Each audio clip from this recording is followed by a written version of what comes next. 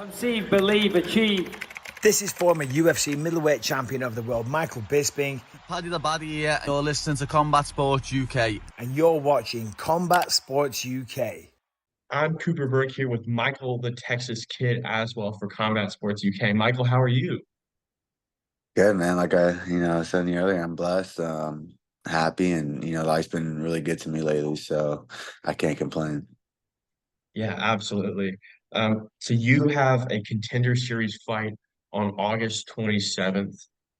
What was been going through your mind about the call to DWCS? You obviously knew it was coming with a big performance of Fury, but what sort of emotions did you experience when you finally did get that call?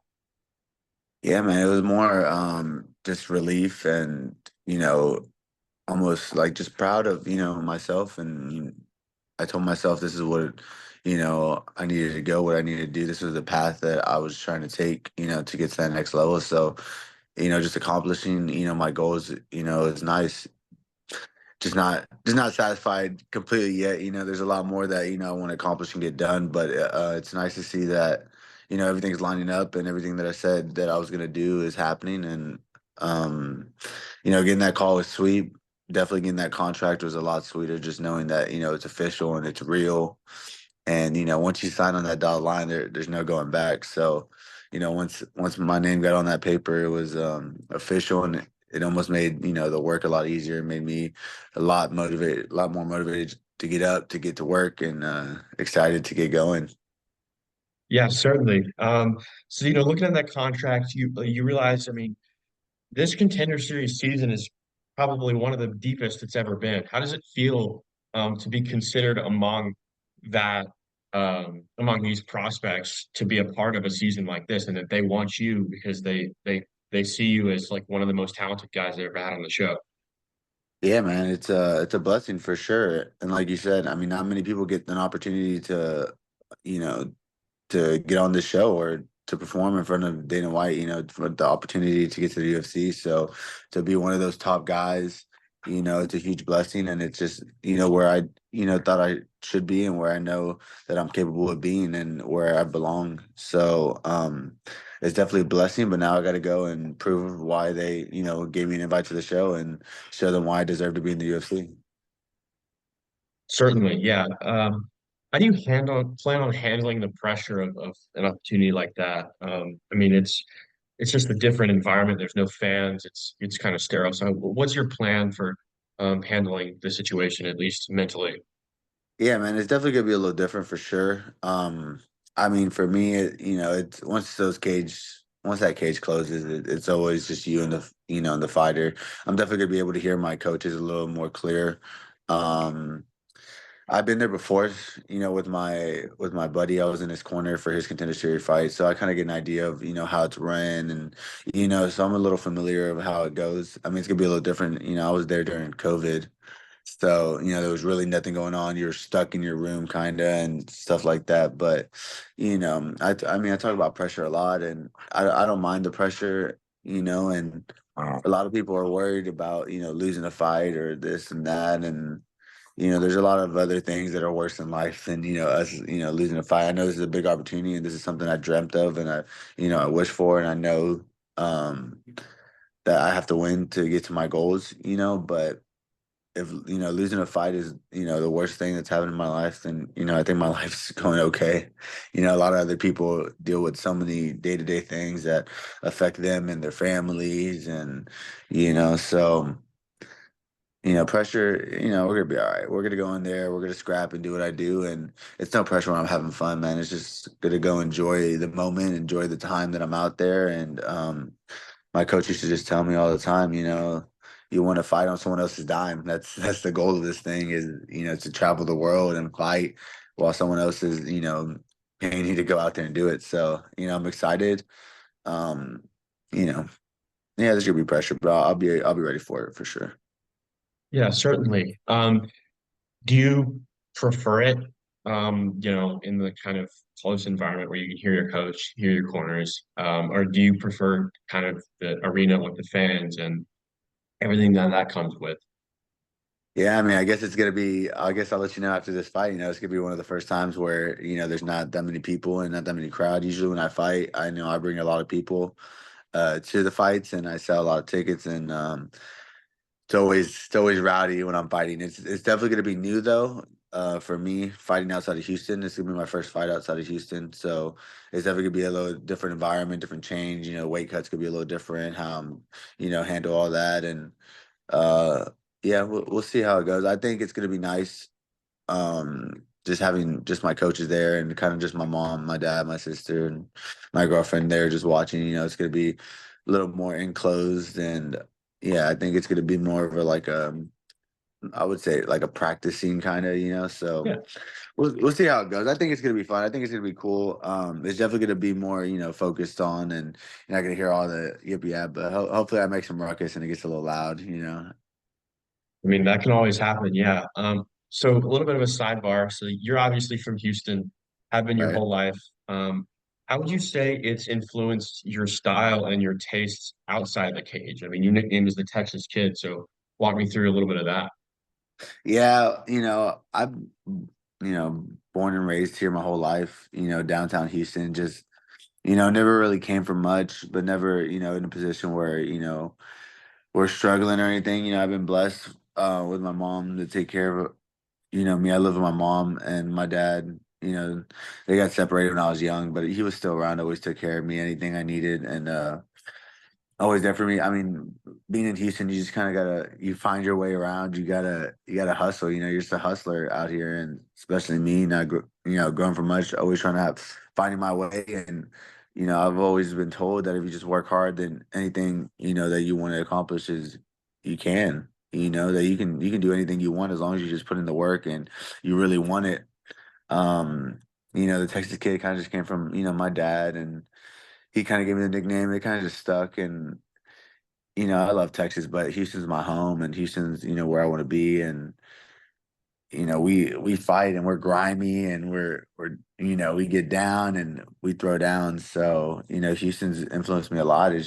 It's who I am. At this point, it's where everything. It's the only place I've ever been in my life. I mean, lived my whole life. So it's home for me, and I show that Houston pride when I go fight for sure. Yeah, 100%. I mean, there's guys like that. I mean, Derek Lewis is the same. I mean, there's Yeah. plenty of guys, not only in Houston but in Texas, but they're always talking about loving where they're from. So you're fighting a guy who's been on the Contender Series before.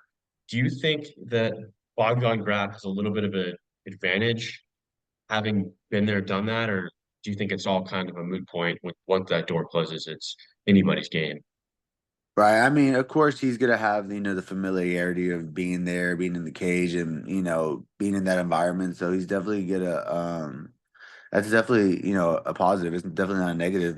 But I think at the end of the day, we're gonna go in there, we're gonna close the doors, and we're gonna see who the better man is. And he's got a lot of skills. I got a lot of skills. We both come forward, so it's gonna be a dogfight. Yeah, what do you said you both come forward. I mean, both you guys have great striking, but so what do you think you need to do to pick up the win, and what can you do to make his night miserable?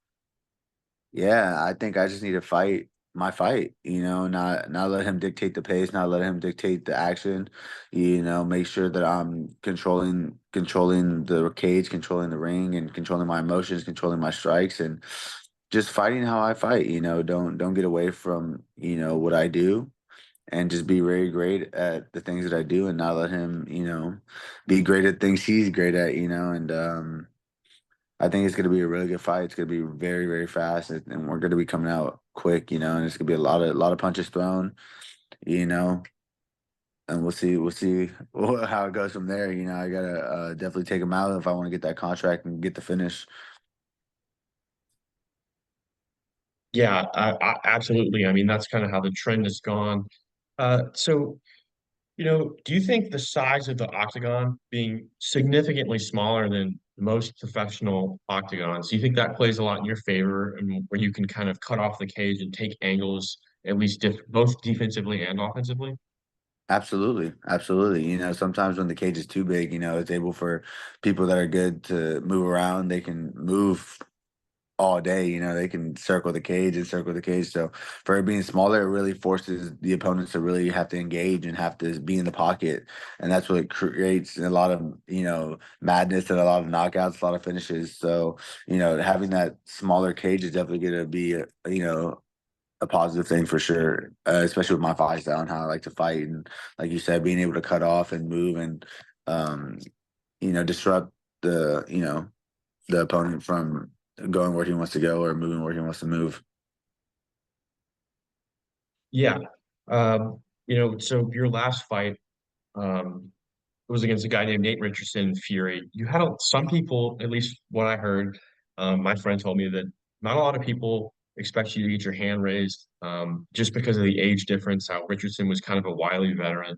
Um, Right. so how did it feel to kind of walk out of there with a first round knockout and really cement your name at the top of prospects to watch in the entire south of the country?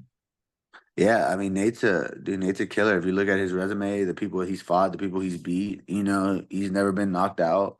He's a world-class kickboxer. So, even on the sports books and stuff, they had me as the underdog, So people definitely thought I was, the underdog in that fight, but for me, I knew what I was capable of. I know what I was great at, and I knew that if I put it together, in the right time, the right night, that I was gonna get my hand raised. So for me to get my hand raised in that fashion was amazing. Just knowing that what was on the line. My manager told me that you win this fight, you get the call up to contenders. And knocking him out really solidified my standing in contenders. You get a decision, then it's kind of like, well, he didn't finish the guy. Should we really give him a call? If he's not finishing guys on the local scene, is he really deserving of, getting that call up? So just knowing that I went out there, performed, one of my best performances, I think, to date, and getting that finish in the first round, leaving no injuries, allowing me to, continue to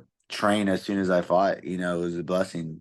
Usually when I fight, I go to war, I go into some go to distance, 4 rounds, 5 rounds, and body's beat up. I got to take, a couple weeks off just to recover.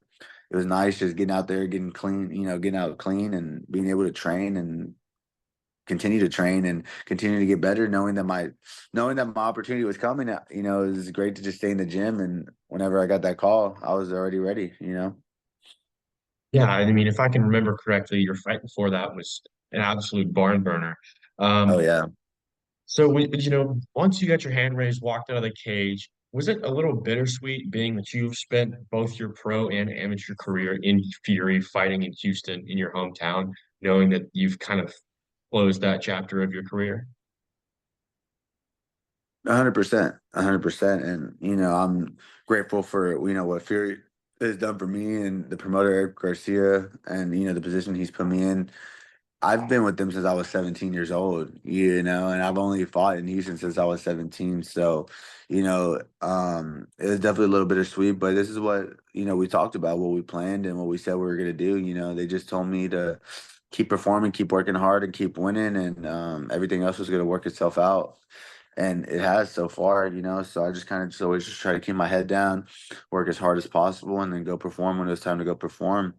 And now we're sitting here, getting ready to perform at the next level. It's exciting and bittersweet a little bit, but definitely motivating and definitely exciting for me. Of course. So you said you were 17, which I'm pretty sure in most states that's the earliest you can fight. So how did you kind of get started in the sport? Yeah, I really never thought I was gonna fight or anything. I started jujitsu at a young age. A couple of my friends, they told me that, they were doing jujitsu and they're like, hey, you should try it out. And I wasn't really doing football at the time, so I was like, yeah, I'll go try it out. Tried it out, really loved it. Was training jujitsu, was traveling around Texas and stuff doing jiu-jitsu tournaments, and I kind of just stopped. I went to high school, started playing football, not really worried about jiu-jitsu and all that. And my sophomore year I started wrestling. For whatever reason, my coach was my history teacher. I was trying to get some easy A's or whatever, Yeah, Coach like, yeah, Stovall. Yeah. yeah, Coach Still, I was like, come on, come out. I'm like, all right. all right, I'll do it. Hopefully get some easy A's or whatever. And then I just really, I love the wrestling. I love the one-on-one and the competitiveness, and it kind of reminded me a little bit of jujitsu that I was doing. So I was, like maybe I'll go back to the gym. It'll probably help with my wrestling a little bit. It can hurt, right? And I was doing all the classes. I was doing the Muay Thai, kickboxing, the jiu-jitsu, of course, and trying to lose weight for wrestling. And I've known my coach for a while, and he just kind of pulled me to the side, and he said that he saw something in me that I could be a champion. That if I lost the weight, that he would train me, and that he would be in my corner. And he kind of told me that, and it kind of just resonated to me, and I said, let's do it. So I started losing the weight. I lost about like 50 pounds, maybe 60 pounds. I was like 210, got down to like 145 for my fight, my first amateur fight, and lost my first amateur fight. And I was like, yep, I never want to feel that again. So like that felt like that feeling of losing and stuff. And I was like, yeah, let's keep doing this. Let's keep riding. So, from that moment, it was just kind of, I got hooked, after that. And now we're here. Yeah, was that the moment that you were like, when your coach pulled you aside, was that kind of the moment you realized you could make a run at this? Oh, I mean, the thing with my coach is he's just an OG, man. He's a legend. He's one of the he started the whole MMA scene in Houston back in the day. Yeah. He trained Tito Ortiz, Rico Rodriguez, all the OGs, the guys that fought in Pride before, UFC was a big thing, and for me, like listening to him, like anything he told me was law. So I never second guessed him. And if he was telling me that I could be a champion, that he would train me, that I knew that he's no bullshitter. He doesn't mess around. So if he's telling me that, then I'm like, all right, let's do it. Yeah, okay, tell me what I need to do. And he's told me to run 3 miles every day, 100 push-ups every day, 100 sit-ups every day, and just come to work and come work hard. And that's what I did. Everything he told me, just try to soak up all the information that he would give me. And I would skip class. I would leave during lunch to go train and get one-on-one trainings with him, just because he was so knowledgeable and he was the man. So I was so blessed to know him, and I'm so blessed to, have him as a coach as long as I did. Because I wouldn't be here without him. This is everything that we planned, everything that we said we were gonna do. And now we're here, sitting here. And you know, I I know he's looking down at me, and he's smiling, and he's proud of me for sure. Yeah. So obviously that's always hard, dealing with loss like that. But have you found that it's comforting to know that you're accomplishing what he wanted you to accomplish, and living up to the potential that he saw in you and early on? 100%. I mean, this is what we talked about. When I was with him in the Contender series for my buddy. When we're in the corner, he told me, he's like, this is gonna be you. And this is before I was even a professional. But he was like, you're gonna get here. You're gonna be here. This could be you one day. Just soak in and enjoy the moment, and just know where you're at. And just knowing that living out, what we talked about is motivating for me. He told me I was going to do this, and proving him right, is so satisfying, because that guy is the man, and he's always right. He knows. Look where I'm at today. He knew I'd be here, and he knew we'd be doing great things. So it's definitely, it sucks that he's not here with me, but I know he is here with me, and he is looking down at me, and he's seen that what we're doing and what we're accomplishing. So I know he's definitely proud of me for sure. I mean, certainly. Um, so I mean, you've kind of juggled a lot of different things in your life. Like you said, you were balancing football, wrestling, Muay Thai, kickboxing. How did you manage to balance a fighting career with going to Houston and being in Greek life all at the same time?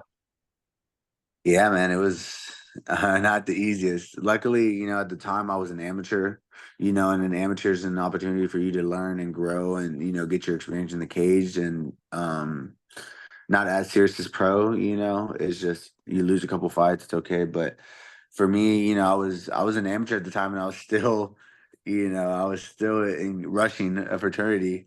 So and I was going to school too. So, I would wake up in the morning, go train, and then go to class, and then go back at train. And then after training, I'd go back to the fraternity house and do all the rush assignments and all the, the stuff needed and do that every day. And it was tough, man, because, when I don't know if you rushed or not, but when you're rushing and stuff, you got to be up all night taking care of, things you got to take care of or whatever all night, and then you gotta go in the morning to practice. Sometimes I would damn near stay up all night, go to practice at 6 a.m., go train with coach, and then go sleep till like 1, go to class from like 2 to 5, and then go to back to training from like 6 to 9, and then go back to the frat house. And it was almost like that every day sometimes, So I was almost sleeping in the morning and then doing everything afterwards. It was a crazy schedule at the time. But I was lucky I was 19, right? I was a kid. I was able to balance it. I was able to do it. But I just knew that once we got initiated and everything, got into the fraternity, I just knew that thank God that was over, because I was not able to sustain that type of just consistency, especially if I wanted to fight, and I knew that if I wanted to turn pro, when I wanted to turn pro, that everything needed to be aligned and everything needed to be, on point. I couldn't be messing around, going out and all that. But it was definitely a good thing to get it out of my system, meet the great people that I met, coming up. And it was a good thing. I wouldn't say it was a negative thing. Everyone goes through their own things. Everyone's got to adjust to their own schedule. So I had to make it work with the situation that was dealt. Yeah, certainly. I mean, I can't believe they made you do pledship doing all that. That's crazy to me. I Um, mean, I didn't do it as much as the other kids, like they understood. They're like, okay, well, you're actually, doing something. You're actually doing something important, and you're trying to accomplish something that you want to accomplish. So we get that. They're like, just be here, when you can. And so I try to be there for my boys. I felt bad sometimes, my boys having to go through things, and I'm like, I'll go, I can sacrifice a little bit, and I took care of a lot of the load, a lot of the workout load and stuff that we had to do, and try to help out as much as I could. But they understood for sure. They definitely told me, they're like, "Hey, we get it," because I told them beforehand. I'm like, "Yo, like I would love to do this, but this is my schedule. This is kind of what we're working with." And they were like, "Oh, you're actually legit." Like I'm like, "Yeah, we're getting there." I was still amateur at the time, but still, I had like 4 or 5 fights. I was 19, so I was 17. Yeah, I fought at least probably 5 times before I got there, 4 times. So they knew it was legit, and all of them would pull up. I had a fight during pledship and stuff, and they all pulled up deep, and they're being rowdy as hell. So and they're still there to this day. Every single Fury fight since I've rushed, they've been there. A lot of my boys have been there. Almost all the fraternity, pulls up deep. So it's sick, man. It's awesome to see, and the brotherhood and the camaraderie, and so it's definitely a blessing for sure. yeah, that's an awesome story. I don't think I've ever heard anything like it, and I probably won't ever. That's really cool. So, I've heard a lot about your wrestling coach, Mark Stovall. You've talked about it. Sam's talked about it. Yeah. How much of that wrestling do you tend to try and keep in your back pocket? Yeah, I mean, if you watched a lot of my early fights, all I did was wrestle. I was a grappler, starting off, and I think Coach Stovall a lot too for training me and allowing me, because he knew I was a fighter, but it's hard for me, we're wrestling, but my mind's on fighting, my mind's on fighting. So I was blessed to have him and to really mold my thinking, mold my way of training, and having wrestling is such an advantage. I mean, you see all the champions of the world; most of them are all wrestlers, and having that background and having that foundation is so huge. Just because if you need to get someone to the ground, or you need to win a round, or you gotta, wrestling's always gonna be there for you, and it's one of the best martial arts to do for your endurance, your strength. It's almost the foundation of a lot of things. So, Coach Stovall is an OG man too. He's been around the block for a while, and having him was a huge blessing. Having just the wrestling, like you said, in my back pocket is a huge, huge blessing. I've just been trying to elevate my game in all stages.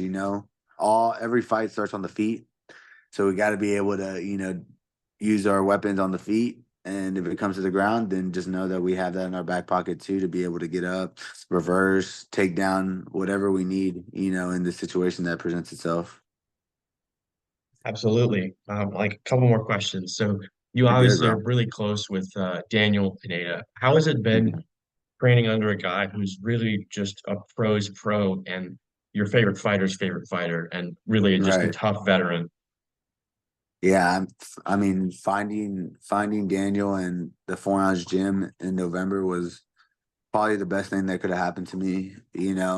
Especially I was after my coach passed, I was kind of not really jumping gyms, but I went to a gym in Kansas City.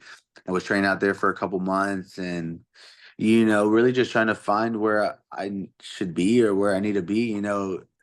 I guess that's one thing we didn't really talk about with coach is, what would happen if he was gone. We just never really considered that as a possibility and stuff. So, I was trying to find what was best for me at the time and what was going to help me, elevate my game to the next level. I didn't really know where to go, who to go to, especially in Houston. I listened to coach and he would tell me who he liked, who he doesn't like, so it was kind of hard trying to find someone in Houston. I was like, I don't think there's anyone in Houston. I'm not really sure. So my manager told me about, James Krause. Went to Kansas City. I loved it out there, man. That guy is a genius. Just listening to him talk, how he works, the environment. You go on and there's about 60, 70 people on the mat, about 10 to 12, UFC guys on the roster. You know, 20, up and coming prospects. So just a lot of work, a lot of good, people to move with. And for me, it was, a huge confidence booster, going with a lot of UFC guys that are in my weight class and practicing with them and staying like keeping up with them in practice and knowing that, I'm right there that, I just got to keep pushing and I'll be at, in that same spot soon. So, going there was a blessing. And then a bunch of all that, the gambling scandal kind of happened. And then I was like, they said he couldn't coach anyone if they wanted to be in the UFC. I was like, well, great. I got to go back home.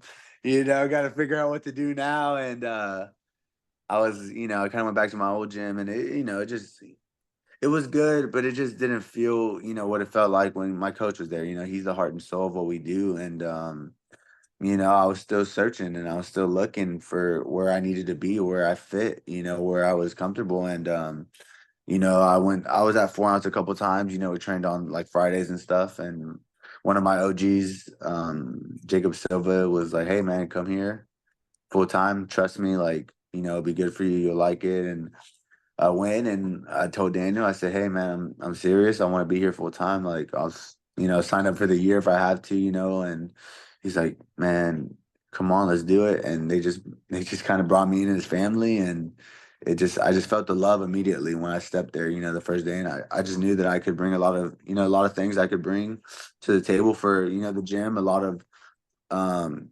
of guys that I can, show, what it means to work and, be there on time and, just a lot of qualities that, I thought that I could bring. And there's a lot of things that I knew that, I needed from them. And Daniel's the man, dude. Like you said, your favorite fighter's favorite fighter. He's has 28 wins, all by finishes. That record might not be touched, probably. And it's really 30 wins. They kind of hold him at the PFL, but um, yeah, man, having him in my corner, just having him, to be my training partner every day is such a blessing because that guy is a beast, bro. And just I needed some finishes too coming up. I knew that the UFC wants people to finish, so there was no better guy to go to than the guy with the 100% finish rate. In my weight class in the UFC, it was almost perfect. And I know he's getting a little older; he's on his way out. So I was hoping that I could bring a you know, little young gun come in here and kind of just talk mess to him, kind of elevate his game. And I know that he's elevating my game, and I hope that I'm doing the same for him for sure. Yeah, absolutely. I mean, it clearly has shown in your last couple fights how you guys have really worked well together, um, and found a great partnership. So one last 100%. question. Uh, you know, considering if all things go well, are you going to spend any more time in Vegas, or are you just going to get the heck out of there and come back to Houston? Oh no, I'll be in Vegas for sure. Yeah, I'll be in Vegas. Hopefully I can I can find Steve will do it or something, and we can hop on the tables. Yeah, if I get that contract, I'll definitely stay out there, man. I'll definitely enjoy it. I mean, they got us freaking going back on the 5 a.m. flight the day after. So, yeah, I'm probably not gonna make that one. I think my coaches might make that one. I don't know, but yeah, no, I'll definitely stay out there for a couple days. I love Vegas. I love being out there, man. I enjoy it. I'm in Vegas a lot, so I just enjoy the environment. Hopefully, I get a house out there soon. When I get this contract and all that, get some real money, get my first job. I need to give me a job. This will be my first interview ever, so it'll be a fun interview for sure. Really? Yeah. You got to Yeah, show I've up never looking really had sharp.